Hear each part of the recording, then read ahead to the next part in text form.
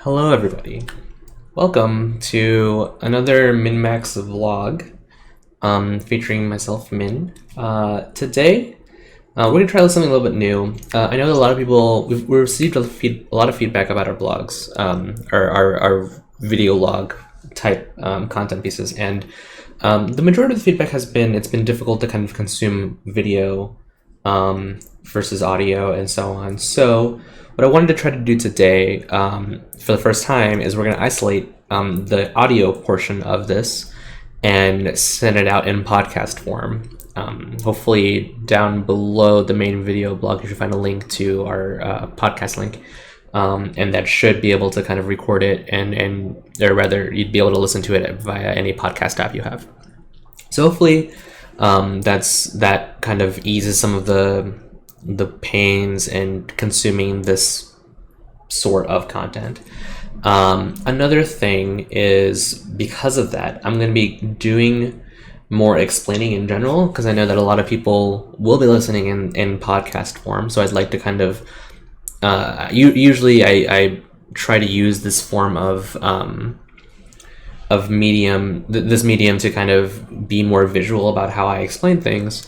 So instead, we're kind of going to do a little bit of both. So if you see me kind of reading out the text of a card, even when you already know what it does, know that is for our audio audience specifically. So bear with me as we kind of get around to adjusting how we do these sort of content pieces going forward.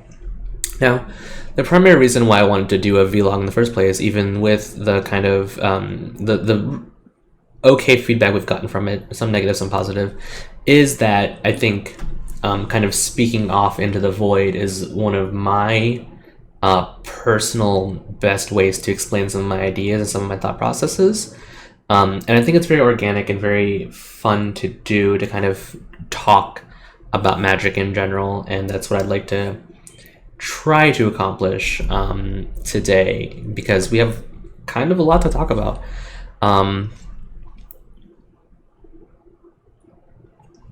If it wasn't clear from what you see on screen, obviously for audio listeners, it's not going to be that clear at all. But in front of me, I have a Miracles list featuring Mystic Sanctuary, one of the new cards from Throne of Eldraine.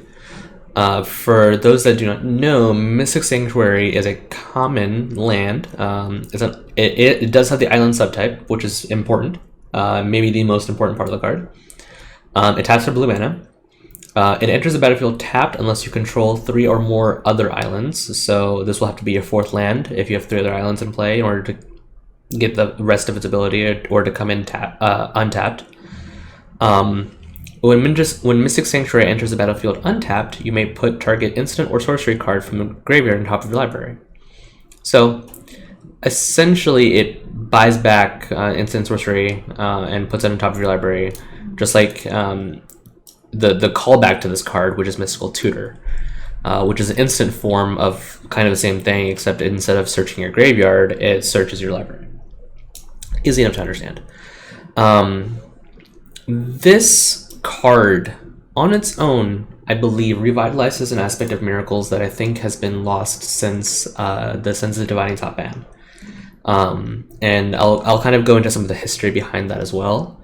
But what you see in front of you is 4 Source of Plowshares, 4 Brainstorm, 4 Ponder, 2 Snapcaster Mage, 3 Terminus, 4 Force of Will, as like the stock kind of Miracles-esque shell.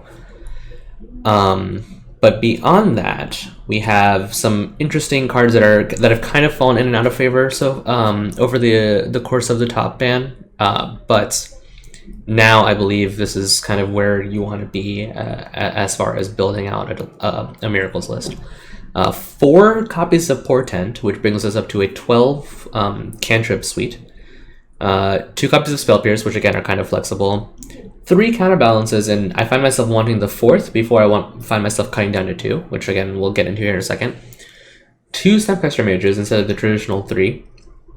1 Monastery Mentor. 1 Entreat the Angels. and I don't know, I may have said this already, but 3 Jason Mind Sculptor. So that's where the power of this deck lies, and you will see or hear immediately that this is kind of the antithesis of how I've been championing building Miracles lists for a very, very long time. Most of my lists are very tap out centric, with cards like Back to Basics, multiples of Monastery Mentor, and so on. But again, I'm going to kind of give an overview of what led us here first. So the months before the top ban, we saw kind of a convergence of Miracles decks, kind of all doing the same thing. Whoops, that is Steam. We don't want that. In that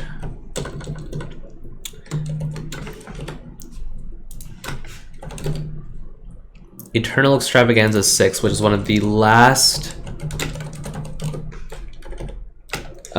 events before the Senses Divining top ban, which hopefully we see here. Yes. Okay, great.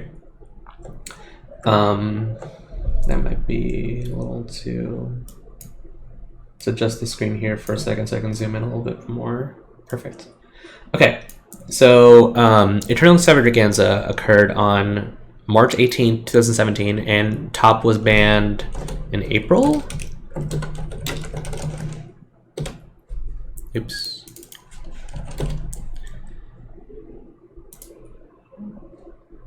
April 24th, 2017 was when top was banned. And this list here, you see kind of a similar skewing of numbers as you would see in the list that I was just discussing, which was 2 Snapcaster Mages, 2 Entreat the Angels, and 2 copies of Jason the Mind Sculptor as like the proactive ways to kill the opponent. 4 copies of Predict, and sideboard. Anurag's list did not contain any Monastery Mentors. I don't remember if Bob's did either. No, it looks not.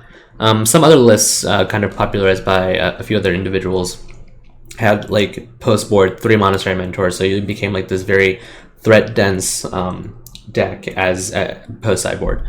But the reason being, the format at this point in time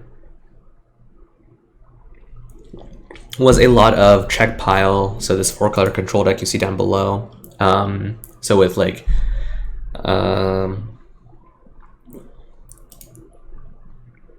Deathwatch Shaman, kind of like 4-color control decks, and so on. Like this pile of Grixis kind of based, very, very good cards with the green splash for Deathwatch Shaman, and Abrupt Decay was and some copies of Leovold post sideboard or game 1.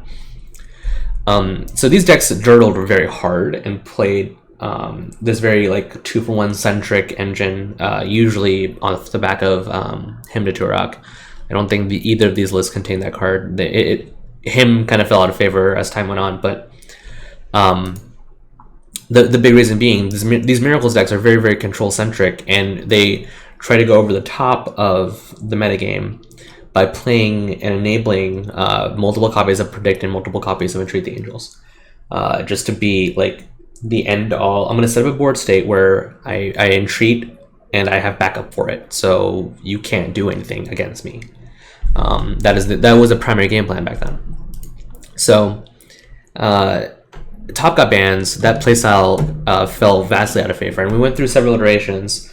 Most recently, before Modern Horizons and Ren and 6 got printed, Miracles was more of a blue-white, like stompy show intel-esque strategy where I may have a list pulled up that is close to it, something like this, where I had like the threat suite was kind of I've written about this multiple times, so I'm not going to go into too much detail, but the threat suite of Back to Basics, Counterbalance, blue-white, Monastery Mentor, and 3 Jaces and so on, and you were just very threat-centric. You tried very, very hard to basically fight threats with your opponent, trade resources at the end step using accumulated knowledge, or over the course of like multiple turns doing Counterbalance on turn 2, Back to Basics on turn 3, Monastery Mentor on turn 4, or Jace on turn 4, what have you. And you're very tap out centric, very you play to the board more frequently. Ren and 6 came out, and a lot of Miracle Shells kind of fell out of favor, primarily just due to how powerful Ren and 6 was with Brainstorm. And again, we've written about this, and you've probably heard about it on multiple places, how powerful Ren and 6 is, and every control deck in the format now has to handle a turn 2, potentially a turn 2 Jace analogy. So Miracles kind of fell out of favor, and instead we saw quite a bit of decks like this kind of pop up, and they're still like in favor. This is Zach, popularized by Zach Allen, the blue-red kind of mentor deck, which plays Arkham's Astrolabe and Teferi, and Narset and Jace, and Monastery Mentors to win the game, and so on. So this deck became popular, and a lot of Rogue Delver at the time was not playing enough of the Hexdrinker card. So this deck kind of boarded into a stack of Rest in Pieces post board and tried to like be the Tundra deck that was better than the other Tundra decks against Rogue Delver, but Rogue Delver still obviously can just have those nut draws that demolish you. And I still think Rogue Delver is probably the best deck in the format. But the gap is closing as people begin to kind of adjust to the deck's dominance. And we got Throne of Eldraine, which a bunch of new cards got printed. Rogue Delver will probably play one, maybe two, but doubtful, one copy of Oko, the new Planeswalker that makes food. So that's something to definitely think about as well. But this style of deck kind of rose to popularity, but I still don't think this deck is great because, and for our audio listeners, you'll just have to bear with me here, but I'm pointing out that the curve goes from 1 to 3 in that deck. So you have a bunch of 1-drops. So you have Brainstorm, Ponder, Spell Pierce, Astrolabe, Plow, and you don't really have any threatening 2-drops. You have Snapcaster Mage is a technical 2-drop, but that card will almost always be a 3-mana spell at the very least, especially post-sideboard. So instead, you have 3 Monastery Mentor, 2 Council Judgment, 1 Back to Basics, 2 Force of Negation, 4 of those Planeswalkers, Narset and Teferi, and then the 4 mentored Snapcaster Mages. So because your curve of anything impactful to the table starts on turn 3, a lot of the format can just wash you out. It can just beat you straight up. So before any of your turn 3 plays are even relevant or even defensible, to be honest. And in some cases you have to do that on turn 4 because you have to have Spell Pierce back up in order for those things to resolve. And Spell Pierce has this weird condition where if you are relying on casting on turn 4 against a tempo deck, it's almost never going to matter as they'll have mana up anyway. You're not threatening their mana development either, so you're going to be behind in most cases. Now, several individuals obviously are better off, have played this deck even now to great success. Like Drake Sasser is a good example. He registered this list, which has some amount of adjustment to the lack of 2-drops, but not a ton. With a singleton copy of Spell Snare, or Counter Spell, and cutting the Spell Snares entirely to just be as tap out as possible. But even his list, eventually, like there are still holes in this, obviously. So I personally, I spent a lot of time working on this deck, this Jeskai Mentor deck, and playing it. But I eventually fell back on Rogue Delver. And it's very easily the deck to beat right now. And your litmus test for legacy competitiveness should be, how good am I beating Rogue Delver? And even this Rogue Delver deck has adjustments against Rogue Delver. So like Hooting Mandrills as opposed to any of the Arcanist or Hexdrinker. Sorry about that. And so on. So this is still the deck to beat, and this is still something that you need to realize exists in the format. So I was kind of personally lost in doing stuff outside of Magic for the most part while this was happening. And then let's go to this deck. So I have pulled up now in front of me the original deck that we had listed, the Mystic Sanctuary Miracles deck. So the important thing to know about this is that Mystic Sanctuary basically enabled a style of play that only existed when Senses Dividing Top was legal, or rather existed in a truly competitive form outside of like people trying Terminus out in shells and winning because the format wasn't expecting Terminus. Or early on in the life cycle of Miracle's development since the top ban. So the thing I want to draw your attention to primarily is Mystic Sanctuary as a 2 of, 4 copies of Portent, 3 copies of Counterbalance, and 1 copy of Entreat the Angels. This suite very much reminds me of kind of where Top Miracles was towards the end, obviously, and I've said that before, where Monastery Mentor was usually a sideboard card because people were playing enough ways to kill it that it didn't have as much impact on the table.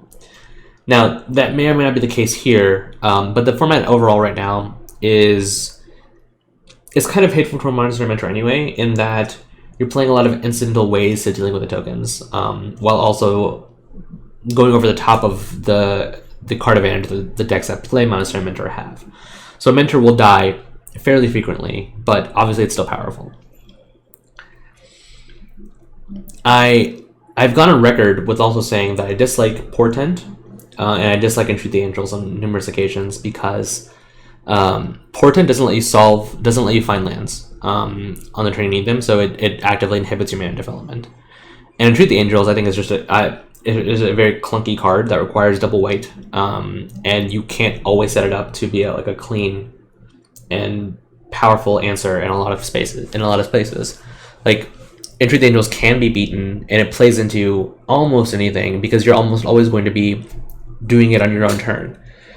It forces you to tap out on your turn, and obviously, accumulate knowledge and brainstorm or predict or what have you. Are ways to enable it on your opponent's turn, but they require a mana or 2 mana, and that takes away from like another 4/4. And I think that is a massive deterrent for me liking the card. So Min, why am I playing Entreat the Angels now, right? Well,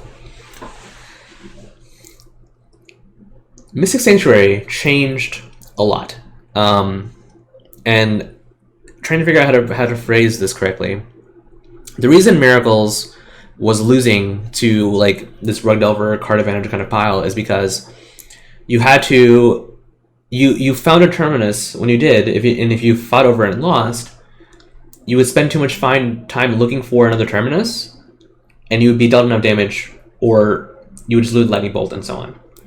So and I guess caveat, this deck does not necessarily solve the early game problems that Miracles has. I'm not saying that at all. It makes it slightly more palatable, but the problem Miracles was having was not that its early game was being like mucked with. It no longer had like the inevitability or the late game against opposing Ren and 6 decks.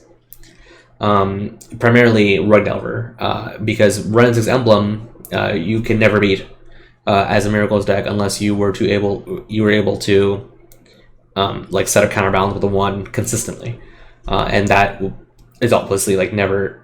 It's very difficult to do without a Jace on the table and so on. And Ren and 6 has drawn them so many cards at this point that it doesn't actually matter. That's kind of where the crux of the issue lies in terms of how Miracles' endgame has fallen off. Now, Mystic Sanctuary flips that dichotomy on its head and gives you back that late game. What I mean by that is it lets you basically mystical tutor a Terminus or an Entreat or what have you whenever you need it.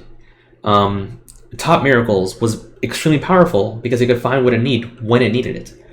Miracles in the post-top ban era has often just been forced to find a thing that it might need and hope it's good enough, you know? Like, you have... If Back to Basics, Counterbalance, and Monster and Mentor are not good in the metagame, if all three of those cards are trivialized somehow, then Miracles before this card doesn't really have a good game plan. You couldn't consistently like support and treat the Angels, and Jace was vulnerable to a multitude of things. So your threat base was under fire, under danger. I wrote a piece a few months back about how the power of like how those three win conditions complemented and supported one another's weaknesses. That's no longer the case because of Ren and 6. It's almost single-handedly.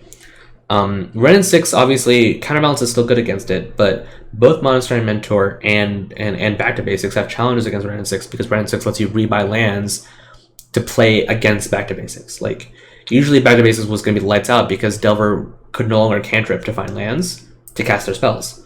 They now have an onward way to get the lands back that they need to cast their spells. That makes Back to Basics not nearly as lights out as it once was. It's still fine, obviously. Like it's an all dual deck versus an all basic deck.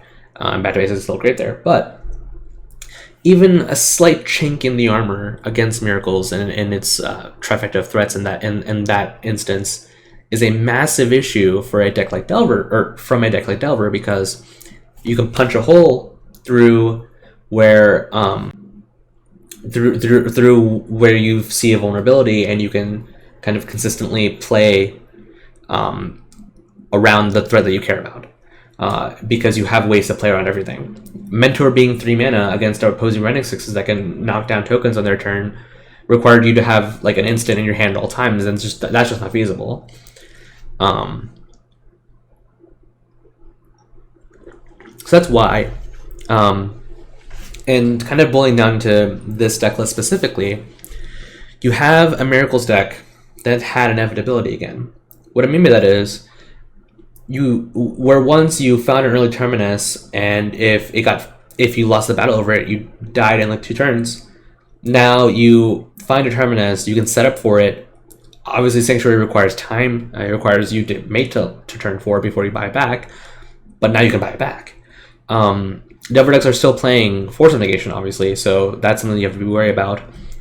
But even then, like, having access to Terminus on demand, not necessarily on demand, obviously, but more consistently on demand, makes it so that you can now be a little bit more controlling. And you have some of that endgame left to you, because now you no longer die to a top deck creature if you have a land drop available to you. That's like kind of the ideal scenario. But that's not the only thing that Sanctuary does. Sanctuary also enables counterbalances in a very creative way sometimes. In that counterbalance, suddenly your land drops, where they were scries before, are now actual counterspells. Which is why I said earlier, counterbalance now is more potential to be a 4 of rather than a 3 of or a 2 of.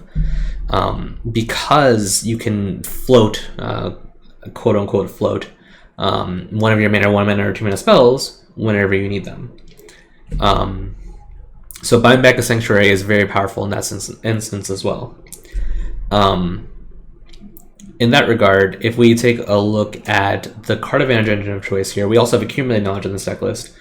We're not showing Predict, primarily because I think it's actually worse than AK, but I don't know for sure because B, it is currently bugged on Magic Online. It will always draw 1 card, so we can't even test it. And I've had a few people test it in paper, and it's been worse than Accumulated Knowledge in those instances, so that's why I say that I think it's worse than Accumulated Knowledge, but again, I haven't personally verified it, so I don't know. So that aside, we have 3 copies of Counterbalance, and this is also the reason why we have 4 copies of Portent, as opposed to my more traditional favorite of Preordain, or I prefer Preordain. Now, the reason being is that Portent supercharges Counterbalance, which is also then supercharged by Mystic Sanctuary.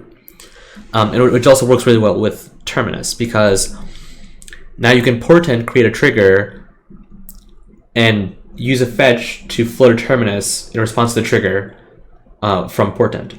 So portent can then find you the card, and you can set it up or what have you, and then Sanctuary can go and fetch the Terminus for you to create a trigger. So it lets you basically effectively have more opponent's turn Terminuses.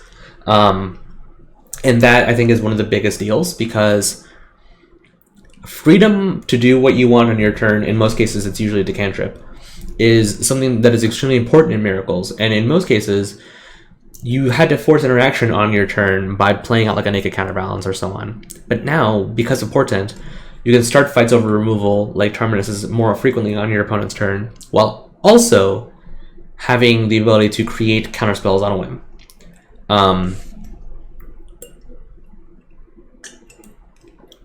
Portent might look good to you with Predict, which, again, we can't test, right? But I will hazard that and say that Predict, my biggest problem with Predict still continues to be an issue, in that it asks you to cantrip poorly. So if it gets countered, you're often left with having a dead card on top of your library, and therefore you lose because of it. You know what I mean? Like, so that issue with Predict still continues to this day. And outside of having access to the top card library at all times, which you can't do unless you play some very mediocre Magic cards, then I don't really think that Predict is as good as AK, because again, this leads into the kind of the concept of owning the late game again. AK, and buying it back with Sanctuary as well, lets you can just draw 3 in response draw 3.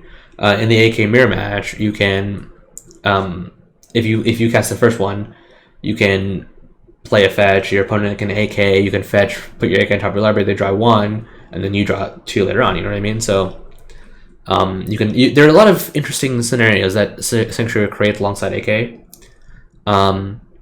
You can use Sanctuary, Terminus, and AK to also on-demand Terminus on your opponent's turn to start a fight.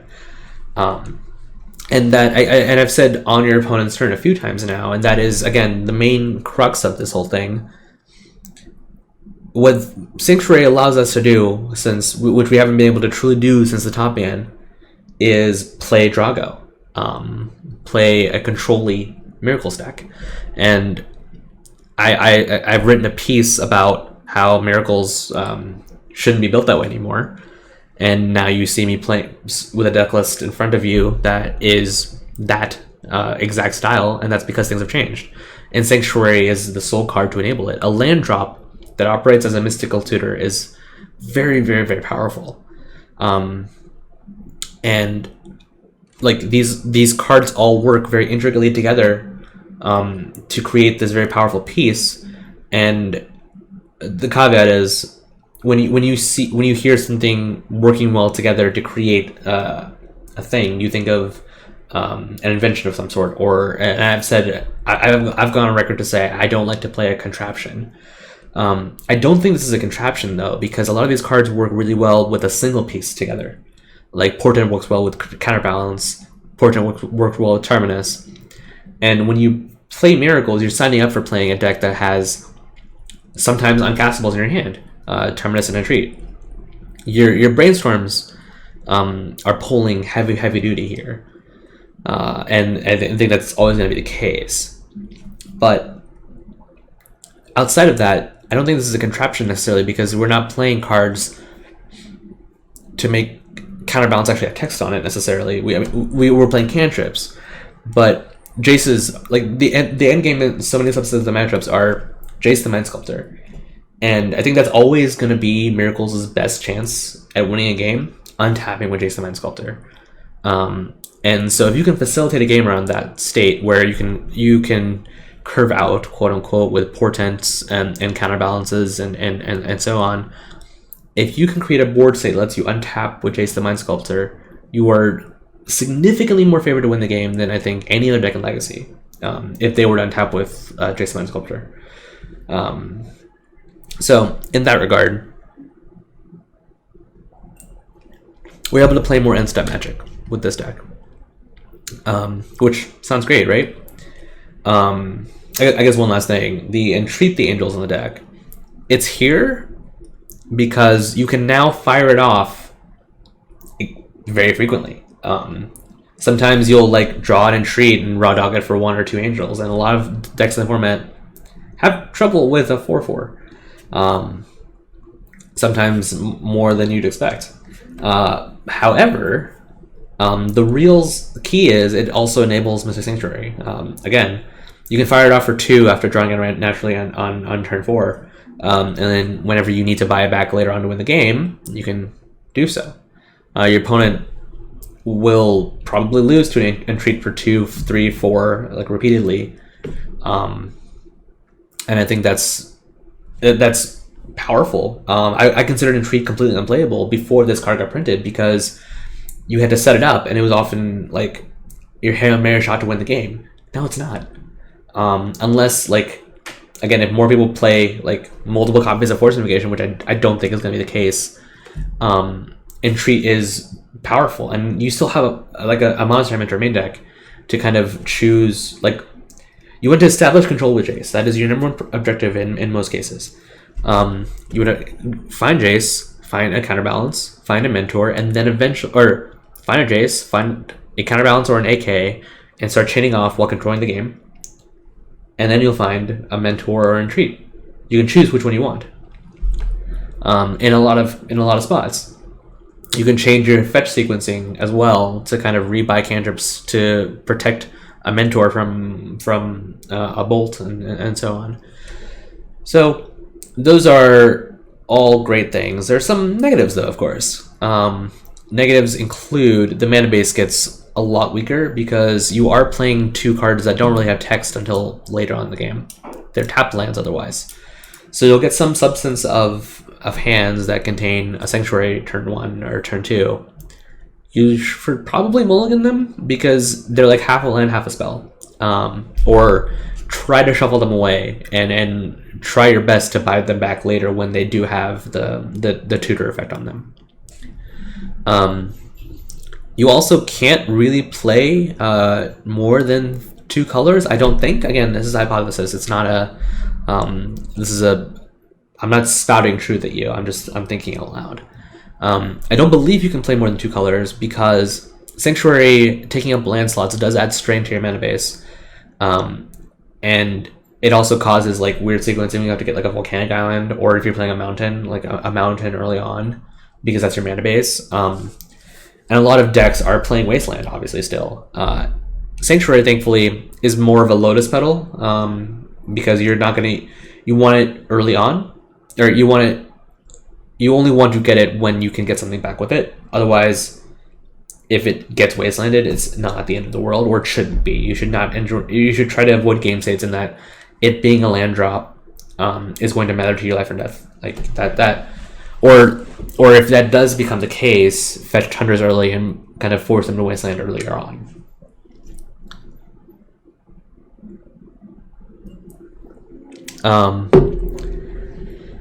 You are playing less blockers, I suppose. So your Jace is going to kind of rely heavily on Plow, Snap Plow, or Terminus and so on in order to be protected. Thankfully, that's not that hard to do. Because again, you can recycle Terminuses. I cannot stress how powerful it is. Yeah, it's this concept being possible again, in my opinion. And I have very, very high standards for what is considered playable and what isn't. Like I'm a very competitive player, but I still like playing decks that I enjoy playing. I enjoy like the Plow Drago style, but I also enjoy like the force my opponent to deal with this permanent. This kind of is less of the latter and a lot more of the former, and I don't think that was possible. Like Counterbalance was fine, but I've always called the card kind of the blue-white Hymn to Torok because it forced interaction from your opponent. Now it's a legitimate game plan. You can rebuy spells late game, help set up Counterbalance and fuel it, so it generates value over time a lot more consistently than it did before. just the amount of options that Sanctuary provides you is very, very strong. This list specifically in front of you, it has the core card I said earlier. The sideboard is 1 Celestial Purge, 2 Containment Priest, 1 Disenchant, a second copy of Monster Mentor, so 2 total and 75, an additional Council Judgment, and then the 4th Terminus, as well as 2 Flusterstorm, 2 Hydroblast, 1 Force of Negation, a Nature's Chant, and 2 Surgical Extraction. The sideboard can kind of be whatever. I do think you need to have 4 Wrath effects on the 75, if not all 4 Terminuses. Maybe a copy of Supreme Verdict, but again, that kind of creates this weird mana situation where you'll sometimes like go Island Plains if you have a Verdict in your deck, and then you suddenly can't Sanctuary on turn 5 or 6. And that is its own challenge, and I think you'd want to steer away from scenarios like that where the 4 Terminus is with Flusterstorm backups usually like where I'd rather be in a lot of those matchups. The Hydroblasts and the Celestial Purge are kind of targeting the 2 specific best decks in the format, which are Depths Shells in general, and then also Red and 6 decks. So Rug Delver is the #1 enemy, and so on. But overall, the sideboard is somewhat flexible. I would say that you should probably not cut the Containment Priest, because I don't think you'd be able to beat Sneak and Show or any graveyard-based strategy without them. Without red in your deck, I think you need to play some number of Containment Priest. You'll notice some emissions like Vendilion Click, Caracas, and Back to Basics, things like that. I think the main reason for that, kind of the best way to put it is, your mana base is strained enough as it is that you can't really afford to play Back to Basics yourself, even in a 2-color deck, because you have a lot of mana symbols, and you're relying on Sanctuary. So there are going to be some subset of matchups where like Sanctuary comes into play tapped and you need it to go into turn 5, and you have this Back to Basics in your hand, and you can't set it up very easily. So you'll probably lose some big mana strategies more easily, but those are not that prominent these days.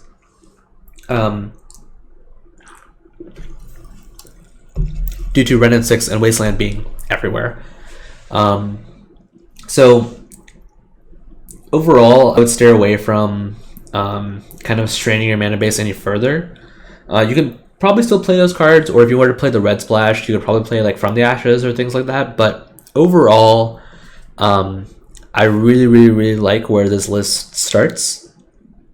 And obviously we'll have time to continue tuning, changing cards around here and there. I will say that this deck overall, I think think the Mentor deck, the Jeskai Mentor Snow Patrol deck, out of the water in terms of how good it is against the specific metagame today. I think the Mentor deck has been reacted to, and the threat base from Rug Delver has changed enough to make that deck have a worse matchup against Rug Delver.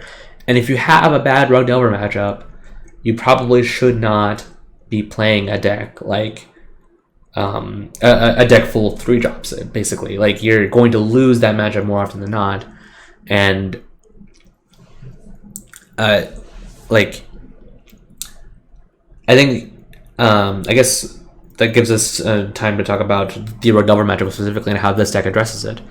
I mentioned earlier that Ren and 6 kind of forced you to play wonkily unless you took it off the table. This deck can kind of hang with Ren and 6 because you can recycle Terminuses against the creatures that Ren and 6 finds with their supercharged cantrips. Pardon me.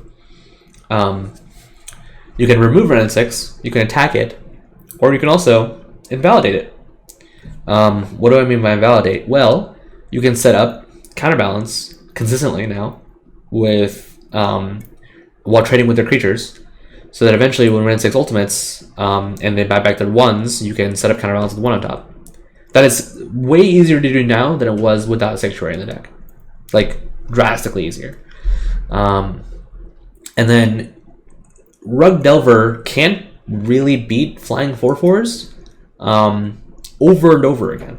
So if you can set up a game state where you can set up like an early entreat, you can usually bash out your Rug Delver opponent. and you have Flusterstorms, which we see missing in some of these decks. Like this Jeskai Mentor deck does not have Flusterstorm in it. And some Miracles decks did not have Flusterstorm in them because the card has gotten somewhat worse. I think that card, followed up by Terminus and Hydroblast and so on, is the key to that matchup a lot of the time. Lastly, Portent changes that matchup a lot too, because you can set up interactive points on their turn. And that is, again, key, because they're going to be trying to use as much of their mana as possible to leave up 1 or 2 mana to pass over to you. If you force an interaction point on their turn, you have suddenly way more tools to deal with on your own turn. So you want to interact on their end step and then untap and slam. That's always been the kind of play pattern of Miracles, no matter what era you're talking about. And you can do that very easily here, but your interactive points of their turn are more frequent and also more scary. Portend in a Terminus is very scary for them to deal with on their own turn, because it forces them to tap out mana and then also tap out of threats, by extension. And suddenly they are now okay, they're going to pay for a Spell Pierce on the Force of Will that they're casting on your Terminus. Okay, then they pass back, you get to untap, and you have free weight on your turn. You can suddenly Snapcaster Plow, you can Judgment, you can Terminus. You have a lot more options available to create options for you. And I've always also said that Miracles does well when you can enable the options that you have. You can pick and choose your game plan, and you can absolutely do that here. It does seem like there's not a ton of ways to win the game with this deck, which there aren't, but if the ways that you have to win the game are somewhat arbitrary anyway, and you can buy them back now, I don't see a ton of reason for that to be a necessity anymore. So I've always been a proponent of playing multiple copies of Monastery Mentor and to kind of pressure your opponent and so on, stabilizing the board. Now you don't have to. Now you could just Terminus, look for a way to kind of pull ahead, and then win at your leisure, because you have the end game again. Your opponent can't look at your graveyard, say 3 Terminus, and then immediately just play into Terminus, because now you can buy it back. So smart usage of Mystic Sanctuary overall will help kind of facilitate your deck's longevity. I will say that someone coming to this deck, looking at it, picking up and playing it, that is familiar with Miracles in the past month, or 2 months, or year even, will probably mess up a lot, because the playstyle is very drastically different from the show and tell stompy versions of the deck, because you're no longer engineering, you're no longer keeping pace with your opponent. You are engineering a board state into the future and basically following a path for you and your opponent to get there. Now, that's more difficult to play, and that's not a feature, that is a bug, or that is not a good thing, it's a bad thing. Having a deck be hard to play is not good. But once you play with it a few times and realize that you're basically playing Drago control, I think it becomes more intuitive. Yeah, overall, I think as far as cards are concerned that I'm not 100% certain about, I will say that I believe that these slots are absolutely necessary.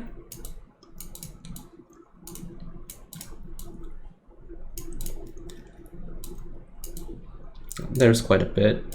So basically, everything in this deck list, the Source of Blashers, the Brainstorms, the Ponders, the Portents, the Jace the Mind Sculptors, the Counterbalances, the Snapcaster Mages, the Terminuses, and the Council Judgments, and the Force of Wills, I believe those all to be non-negotiable. I think you need to be playing 12 cantrips. You play 12 in the top era, and this is a deck that's extremely similar to Top Miracles in terms of play patterns. It's Drago, and the things that you slam are suddenly scary again. The counterbalances are no longer just blew him, alright, whatever. They're actually something your opponent has to react to now. They may not know it, but you suddenly make that card a lot more powerful than it was before. And that works in your favor. So those cards suddenly matter again. And now you could kind of play this slower paced game and develop into the late, and then eventually win with an over-the-top, like, stupid Entreat the Angels that you can port into Brainstorm into at your leisure with a land drop. I will say that I'm not 100% certain if one Entreat is ideal or perfect.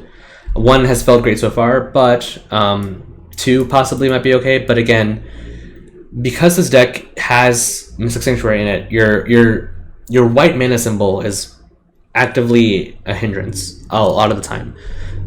So like the second planes, or even the first planes, honestly, hurts your Mystic Sanctuary clock or what have you, where you are setting up a turn where you have Sanctuary active. Like, from here on out, I have Sanctuary active. Okay, how do I play this game? Planes hurts that by a lot. It's an entire turn taken off of that clock. So, your double white mana symbols need to be kept in very high control, which is why I said I didn't like the Verdict earlier. Same kind of reason. So that is why I think that one might be the ideal number of Entreat the Angels, but I'm not certain. And I'm also playing one Judgment main with a second in the sideboard, which again, your white mana symbols are like actively bad for you. So in order to control that and keep this deck primarily blue, we're playing only 1-1. And no other double white spells outside of the Termini, of course. So, AKA versus Predict. Again, it's kind of a toss-up. Predict, again, strains your cantrip sequencing, so that is a knock against the card, but we haven't been able to nearly test it as much as we have tested AK. And AK has been consistently powerful, where the late game just suddenly feels like we can't lose. You're going to be flowing in cards. The Spell Pierces could maybe be something else. I felt really good about them consistently over the past like a couple of months or so. But there will come a time where people like these cards are suddenly blank, and you want like a counter spell, like an actual hard counter that isn't a Force of Will in your deck, or a Force of Negation, and so on. But for now, Spell Pierce seems to be fine as a starting point at the very least.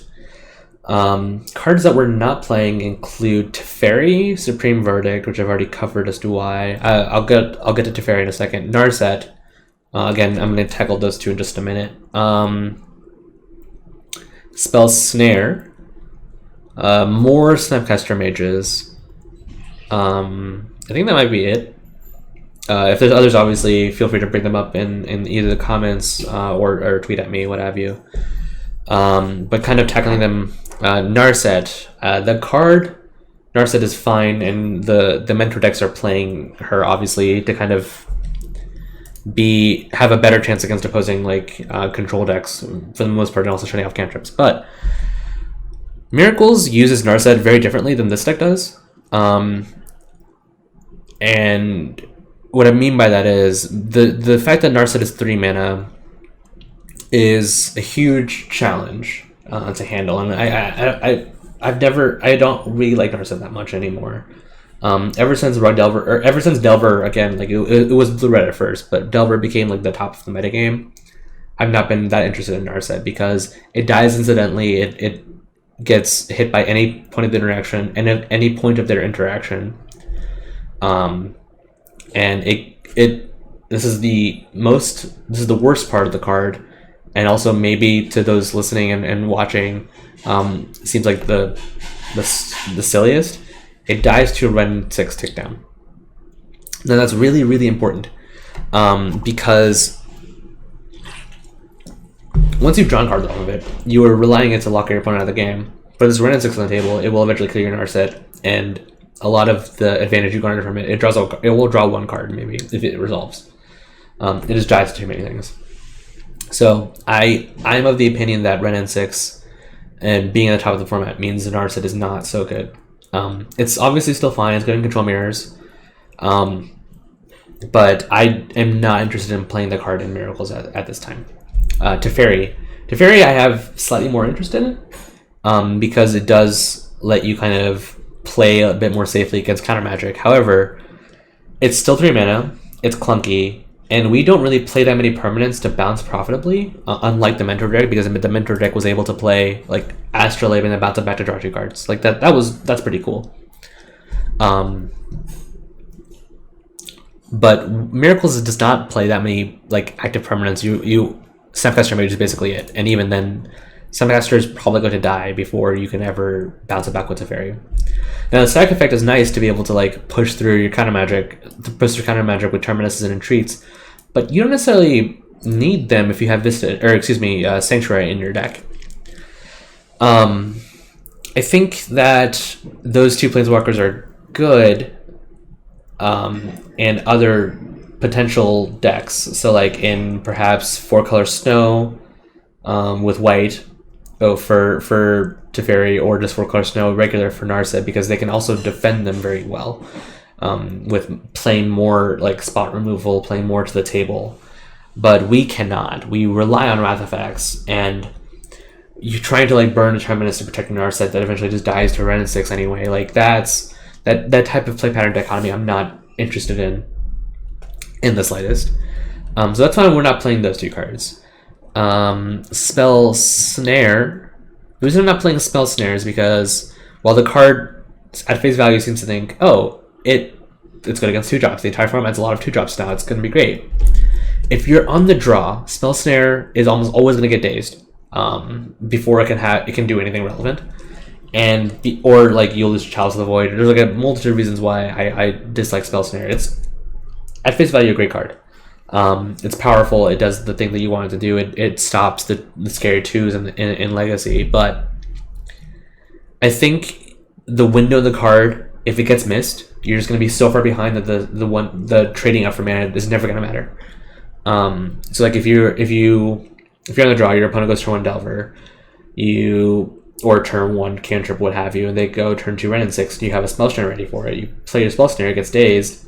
Now suddenly they're going to start drawing a card every single turn. And obviously the same problem with Spell Pierce is involved, but Spell Pierce is a significantly wider range of things that it can hit. Like it can also be more proactive. Like if you're setting up a Terminus on your opponent's turn, you Spell Pierce them, they suddenly have to like pay for it, and that actually is like a huge problem for a deck like that, because they don't want to tap mana on their turn. So just things to keep in mind as to why I'm not playing Snare. The third Snapcaster, there's 2 reasons for not playing more snaps. One, Sanctuary kind of takes a lot of like some of that slot. So like when you play Sanctuary in your deck, you have to kind of count it as a land and a spell slot, like 50-50. The spell half of that is probably Snapcaster Mage in terms of like what role it fills. So you can kind of cut down one, and then the other reason is Snapcaster Mage is incidental, like attacking your opponent down for lethal. Doesn't happen that frequently anymore because it dies to Ren 6, or it trades with.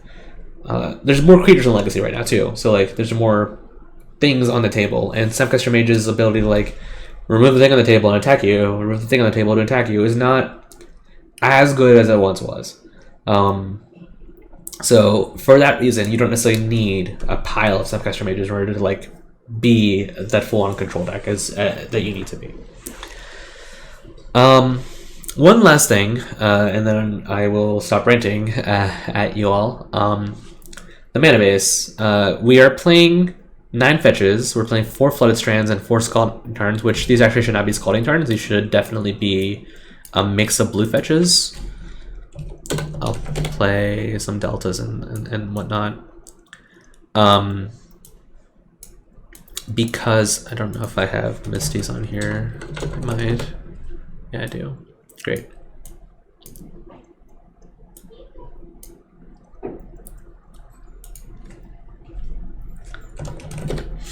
I'll play another Misty. Why not? So Vista is somewhat of a liability, and that's one of the main problems of this mana base, is that you can't play that like super clean, nice mana base that blue-white regular Miracles allowed you to play in like the Battle Bases version, because you can play 4 Vistas and that got like all of your lands, and it was great. It was a very clean, very basic centric heavy mana base, but you cannot do that here because Vista does not get Sanctuary, and that is a huge problem. You could potentially play like no Vista and just play like a 5th blue source, but you still need a way to get like planes in your deck. So you kind of like, I feel like the first Vista isn't necessarily evil, but I don't know that if you can play more than the one, to be honest.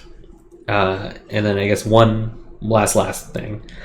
Some people have played cards like Daze, which we tested at first. It was the name of this list here is Daze is bad. Okay, so we tested it. Daze was fine, and it did like the key thing of getting back Sanctuary to buy back another spell. That happened sometimes, but the biggest problem with Daze and Sanctuary is that they're not actually a combo. They're kind of a non-bow because the things you want to use Daze to either be proactive or reactive against happen early.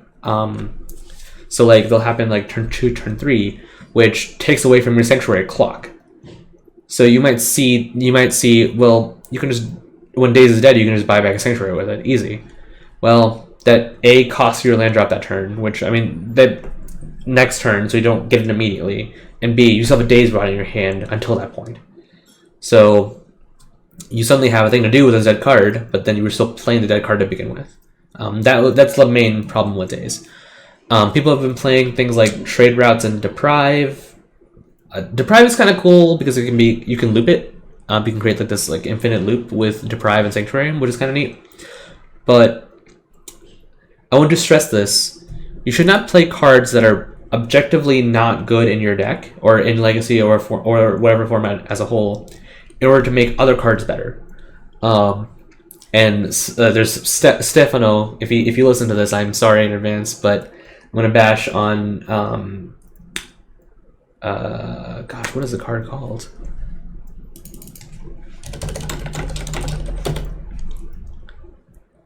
Goodness, what is it called?